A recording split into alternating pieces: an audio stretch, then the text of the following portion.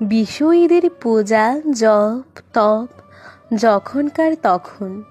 যারা ভগবান বই জানে না তারা নিঃশ্বাসের সঙ্গে তার নাম করে। কেউ মনে সর্বদাই রাম ওম রাম জপ করে।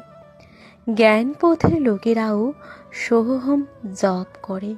কারো কারো সর্বদাই জিহ্বা নড়ে, সর্বদাই স্মরণ মনন থাকা উচিত।